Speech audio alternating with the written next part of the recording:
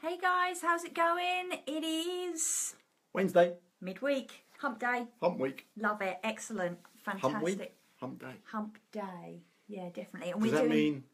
No, we're not humping today. But yes, it is hump day today, and I gotta say that's why I thought it was called Hump Day. no, it's because you've got Monday, Tuesday, you're going up the hill, and then you're going over the hill on hump day, and then coming down towards the weekend. But I always thought it was a day for sex. No. Well, I think we should change it to Sex Day. It should be. That's why it should be called Hump Day. Barry, if we had it down to you, every day ending in Y would be that. Well, what's wrong with that? Do you know what I mean? What's wrong with that? So, hi, Angela. Hope you're going to go to bed now. Yes, and hope you're going to sleep now. And hey, Jess, how you doing? Let us know if you're coming on so we can say hello to you. So today, okay, want to have a chat to you about this concept, okay, about negative thoughts. So let's just set this up straight, okay? We have No negative thoughts. None at all. We have 70,000 thoughts a day. 70,000 on average, okay? That's incredible. Unless you're Loz. And you have like 100 or 1,000,000 a day, Yeah. okay? Right? 1,000,000. So 70,000 thoughts a day, right? Now, have you ever noticed that you will cling on to a thought and you will ruminate on that and you will worry about that?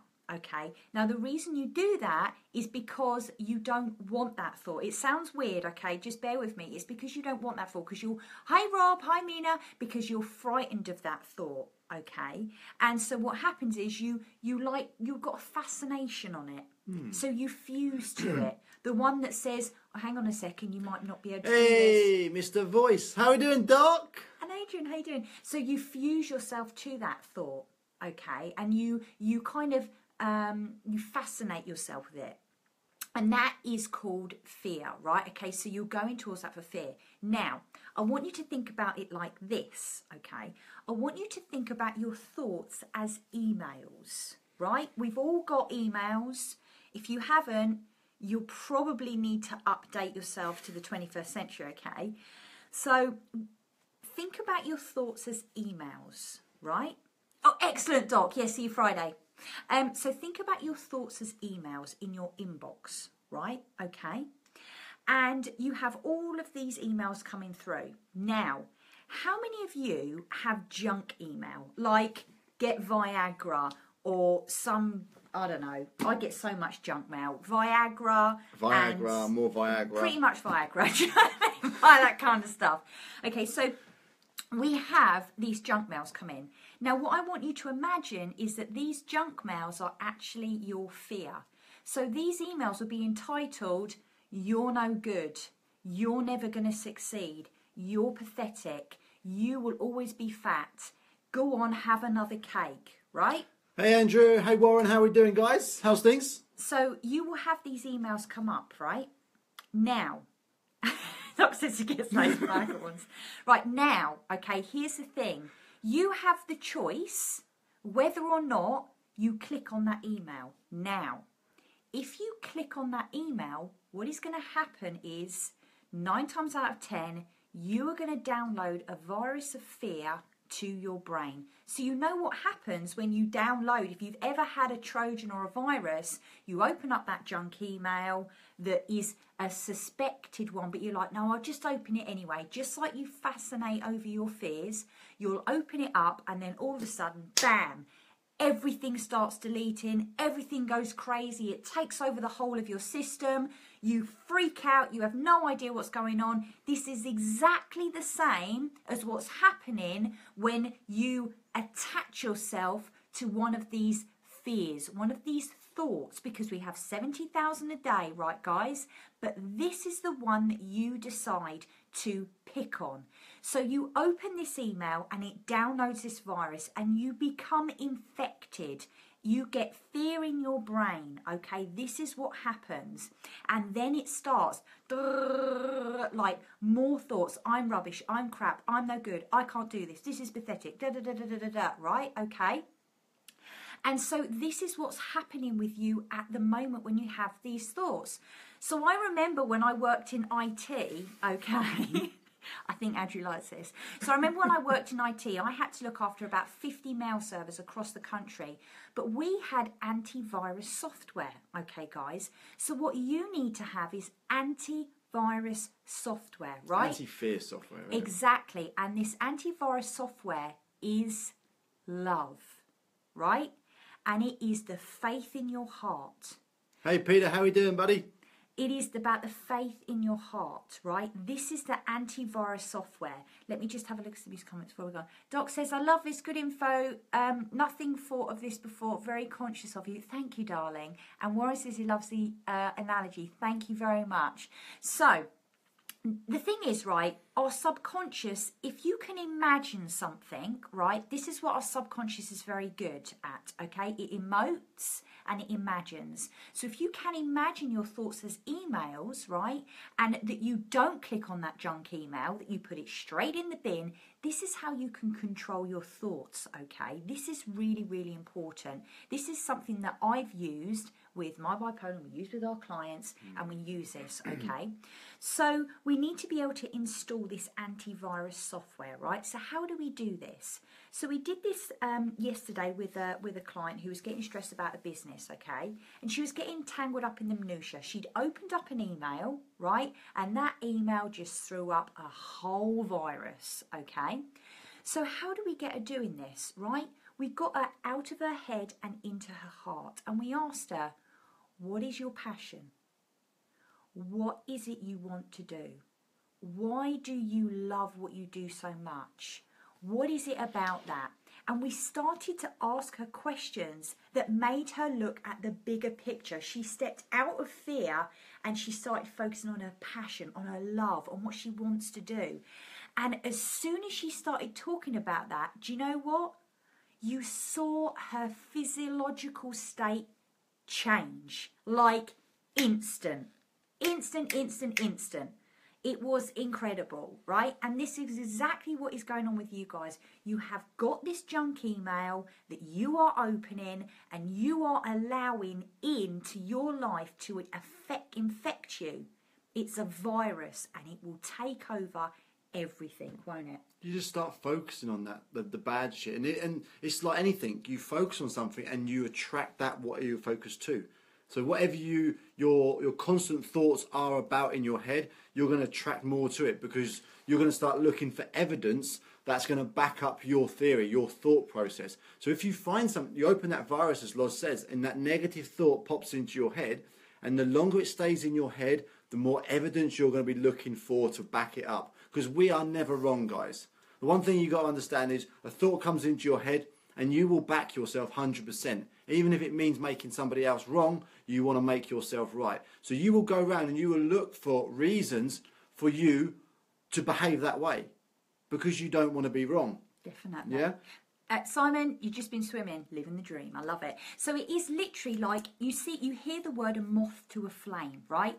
This is what your thoughts are like. A moth is like, oh, look at that pretty light. And it like, kind of stuns it and kills it. This is what's happening. You're fantasizing about these thoughts, right? Because you're so scared of them, you're drawn to them. So the email that says you're always going to be fat, oh, yeah, I like that email, I'm going to open it up. And what happens is that virus infects you and it says you're useless, you're pathetic, your mum calls you fat, or whatever it is, you've always need, you'll never be able to give up the emotional eating, you'll always be a drinker, you'll always be this, and that infects you right into the heart of you, right? So we need to think about, why are we doing this? Why do you want to lose weight? Why do you want to be healthy? But you need to make your why, what do we say? Rather than here. So right? look at the shape of a Y, guys. It's this way, isn't it? So as we look outwards, our Y needs to be massive. It needs to be more than just you. Because a lot of us in this world, we are just thinking about myself. How can I be better myself? But if you start thinking of you, it comes inwards, yeah? And it's a very small point. If we start thinking of a why, it goes outwards. So you make the reason for doing it more empowering than just for you. Make it for somebody else. The bigger your why is, because look at it from this point of view. It starts with a why. Then we come to the how. But the first thing we need to do is make your why so big that you can't think of anything else other than the reasons why you need to do it. And then you find out how to do it. Yeah? So that why must be so big, and it must that why must control you. That must be your driving thought every day. But the thing is, right, guys, when you look at your why as in internally, half of you, right, you don't even believe in yourself. You don't even think you can do it. You don't believe deep down you can do it because you've opened that email, right? But here's the thing. If you really think that, why in the hell are you saying I'm doing it for me? Because I tell you what, when it comes to the fact where you start to question yourself, that's when you're going to binge eat, that's when you're not going to go to the gym, and that is when you're going to give up. So your why needs to be bigger. It needs to be about, I want to do this to inspire other people. Simon's like, I want to do it for my health, to be healthy and for my kids. Amazing. Absolutely amazing. What bigger why have you got than that? That you want to wake up every day and you want to make sure you eat right, you do your push-ups, you do your sit-ups because you want to set a good example for your kids, because trust me, your kids are watching you. Definitely they are. They are. Hey definitely. Tony, how are we doing, man? Hi Tony, lovely to see you. How you doing, Mike? Mike says a landmark forum reunion of the 2016 group. Emma Fenton and I are trying to plan something up for it. Totally, we're up for it. Definitely, we'll be there. Most definitely, with bells on and all that kind of stuff. And one thing I would say to you guys, might be a little bit off topic here, but praise yourself. Don't be too hard on yourself, because that virus will just keep digging deeper and digging deeper. Even if you fall off the wagon, so to speak, praise yourself because you've caught yourself. Okay? It's when we go through life as a robot, we just chug, chug, chug.